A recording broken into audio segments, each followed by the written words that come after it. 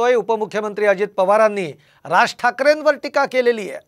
राज ठाकरेंनी किती सहकारी संस्था उभ्या केल्या आहेत असा सवाल अजित पवारांनी विचारला आहे।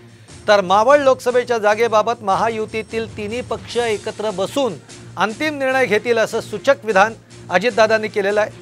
पार्थ पवारांसाठी अजित पवार फिल्डिंग लावतायत का अशी चर्चा आता राजकीय वर्तुळामध्ये सुरू झालेली आहे। किती सहकारी संस्था त्यांनी उभ्या केलेल्या आहेत, कितीतरी जिल्हा बँका देखील महाराष्ट्रातल्या अडचणीत आहेत, तुम्हालाही माहिती आहे। असं आहे, आता राज ठाकरेंना जे वाटलं ते त्यांनी ती भूमिका मांडलेली आहे, परंतु काही जणांच्या चुका होत असतील, परंतु सगळ्यांनाच एका माळेत मोजण्याचं कारण नाही। काही संस्था जरूर आपण बघतोय अजित पवारांनी राज ठाकरेंवर टीका केलेली आहे की आतापर्यंत त्यांनी अशा किती सहकारी संस्था उभा केलेल्या आहेत हे त्यांनी सांगावं।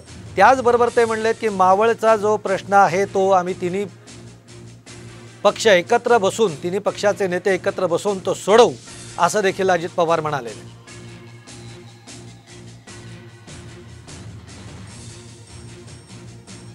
आम्ही त्याबद्दल एवढंच तुम्हाला सांगतो, ज्यावेळेस भाजपचे वरिष्ठ नेते, राष्ट्रवादीचे आम्ही वरिष्ठ लोक आणि शिवसेनेचे शिंदेसाहेब वगैरे मान्यवर मुख्यमंत्री महोदय असे आम्ही एकत्र बसून त्याबद्दलचा निर्णय घेऊ।